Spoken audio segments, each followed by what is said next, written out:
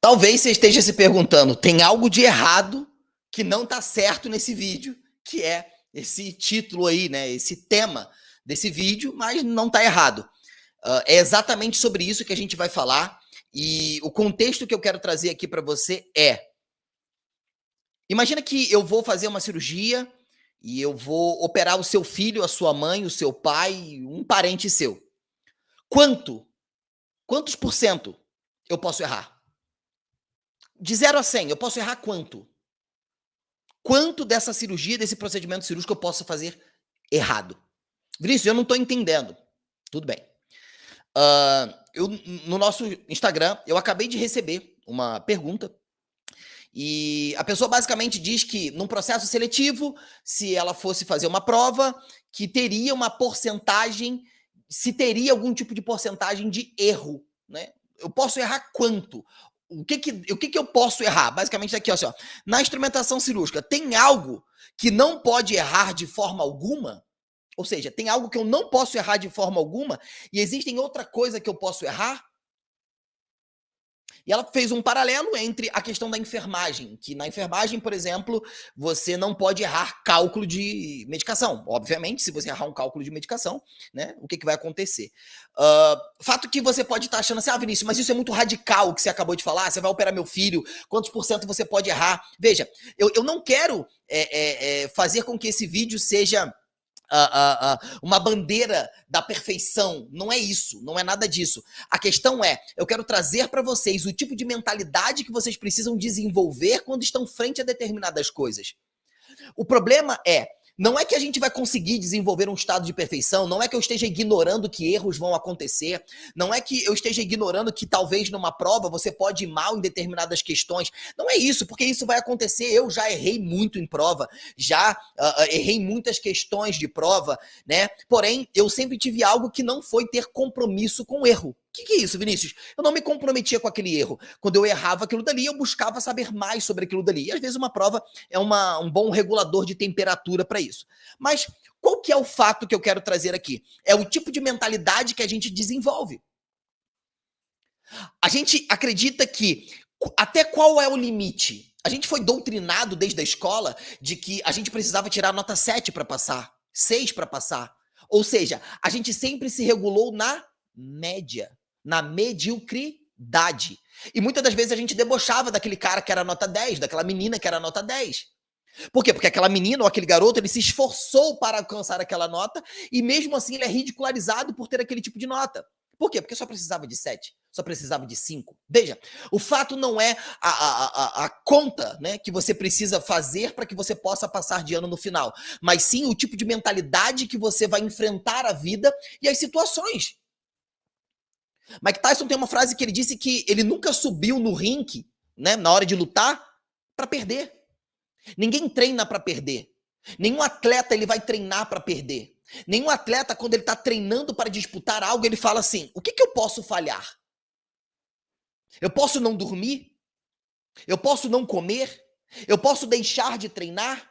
Quantas vezes eu posso deixar de treinar? Por quê? Porque a mentalidade de um campeão, ela funciona em uma frequência de que qual que é o meu nível de excelência dentro daquilo que eu me proponho a fazer? Esse tipo de mentalidade revela o quanto nós estamos dando errado em determinadas coisas que fazemos. Talvez aquilo que você não conseguiu fazer na sua vida não foi porque você não tinha habilidade, mas foi sobre o tipo de pensamento que você teve ao entrar naquele tipo de desafio. A nossa postura frente aos problemas, às situações e às circunstâncias vão determinar como vamos sair delas. Não é que perdas não vão acontecer. Não é que erros não vão acontecer. Mas eu preciso ter uma mentalidade de que, cara, eu preciso fazer o meu melhor. E aí já tem uma frase do grande professor Mário Sérgio Cortella: faça o seu melhor na condição que você tem, quando não se tem condições melhores de fazer melhor ainda. Tá fazendo o possível ou tá fazendo o melhor? Talvez o possível não seja o seu melhor. Eu acho que esse tipo de mentalidade que a gente carrega é a fórmula mágica para dar errado. Por quê? Por que a gente pensa dessa forma? Isso chama-se defesa psicológica. Vinícius, o que é isso? Vamos lá. Quando estamos frente a um determinado desafio que olhamos para dentro de nós e não conseguimos achar em nós talvez as habilidades e as competências que aquele desafio vai exigir da gente, a gente entra nele já de cabeça baixa. Que é como se fosse assim: ah, eu vou lá e vou fazer. Se der, deu. Se não der, né? Ou seja, isso é uma defesa psicológica. Eu já entro com uma mentalidade de derrotado. Eu já entro com uma mentalidade de que vai dar errado. Eu, Vinícius, nunca vi um cirurgião entrar numa cirurgia com a mentalidade de que o paciente ia morrer. Eu, Vinícius, nunca vi um cirurgião entrar numa cirurgia com a mentalidade de que alguma coisa daria errado. Porém, eu sabia que eles tinham na cabeça deles outros planos e alternativas caso alguma coisa saísse do planejamento deles. Ou seja, o desenvolvimento de uma habilidade de se tornar campeão de si mesmo fará com que você mude o cenário de não dar errado. O que é dar errado, Vinícius? Como que eu descubro como dar errado? É ter uma mentalidade de inferioridade. É ter uma mentalidade de distorção da sua capacidade humana, daquilo que você pode desenvolver. Eu sempre faço essa questão para as pessoas. É muito difícil conseguir tal coisa. Por que fulano então conseguiu? Eu lembro de que quando eu fui lançar o meu primeiro livro, que era hoje, né, Instrumentação Cirúrgica do Absoluto Zero, é o nosso livro que é um livro de base para todos os instrumentadores cirúrgicos e profissionais que desejam atuar nas cirurgias. Eu lembro que eu virei para minha esposa Andressa e disse para ela assim: eu quero fazer a capa desse livro de uma forma diferente.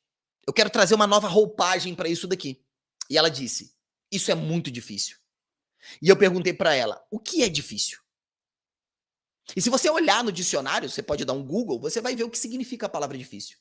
Difícil significa algo que exige, algo trabalhoso, algo custoso. Inclusive, eu tenho tatuado no meu braço. Tá tatuado aqui, ó. O difícil não significa impossível. O difícil não significa que é impossível. O difícil significa que você vai precisar desenvolver habilidades, repertórios comportamentais para lidar com determinados tipos de situação. Como que eu te provo isso? Existem problemas que você enfrenta hoje que se lá atrás você passou por esse mesmo problema e teve muita dificuldade de transpor. Hoje, se você estiver de frente desse problema, você vai passar naturalmente. Por quê? Porque você adquiriu um repertório comportamental para poder lidar com aquele tipo de situação. Então, quando a gente fala, é difícil tal coisa, não, só está exigindo de você. Ou quando você diz assim, sei lá, imagina que eu quero vender o meu celular. Aí eu falo assim, eu vou anunciar meu celular, né? Mas eu não estou muito afim de vender, não. Isso já é uma proteção psicológica para uma frustração que pode vir da capacidade de eu não conseguir vender meu telefone. Então, quando eu entro numa prova, né, para poder fazer, eu vou lá e vou fazer do jeito que der lá, se passar, passou. Isso é uma mentalidade de mediocridade. Isso é uma mentalidade de que você não deu o seu melhor. E eu sei que é difícil dar o nosso melhor. Né? Hoje eu posso te falar com toda a bagagem. É difícil hoje estar aqui dando o meu melhor para falar. Por quê? Porque eu tive um dia desafiador, tive pensamentos desafiadores, tive sentimentos e emoções e comportamentos de não querer fazer nada. E isso se tornou muito difícil. E parece bobeira, né? Difícil ligar uma câmera e falar. Para muitas pessoas é isso, ligar uma câmera e falar. Não tem uma responsabilidade, um compromisso sobre aquilo dali. Mas o difícil não era impossível. Eu precisava me posicionar acerca daquilo que de fato eu queria, aquilo que de fato eu acredito. Então, se você quer dar errado, continue com mentalidades erradas. Em Romanos, o apóstolo Paulo, em Romanos 12:2 diz: transformai-vos pela renovação do vosso entendimento. Transforma a sua mente. Você tem que mudar a sua mente, mudar a sua capacidade de pensar. E aí ele segue: para que desta forma você consiga experimentar qual é a boa, agradável e perfeita vontade de Deus. Ou seja, se eu não renovo a minha mente, se eu não tenho uma mente de campeão, se eu não tenho uma mente de possibilidades, se eu não renovo as minhas expectativas, o meu entusiasmo, eu jamais conseguirei desfrutar daquilo que é bom, perfeito e agradável. Vinícius, como que eu sei se eu estou desfrutando daquilo que é bom, perfeito e agradável? Olha o fruto daquilo que você carrega. Olha o fruto do que você está carregando. Ou seja, transforma a sua mente. E eu acho que em Oséias também diz que o meu povo padece por falta de conhecimento. As pessoas elas padecem, as pessoas elas desistem, as pessoas se paralisam por falta de conhecimento. Talvez não é que você não sirva para isso. Você só não desenvolveu as habilidades necessárias para que isso aconteça. Eu virei para minha esposa e disse: "Não pare de fazer algo que exige de você que você apenas treine essa habilidade." Por exemplo, eu falava para ela: "Ah, você tem que falar, você tem que gravar vídeo." E ela: "Não, porque eu acho que isso não é para mim, eu não sei se eu quero." Não, não, não. Você só precisa desenvolver uma habilidade. Você só precisa trabalhar em cima dessa habilidade.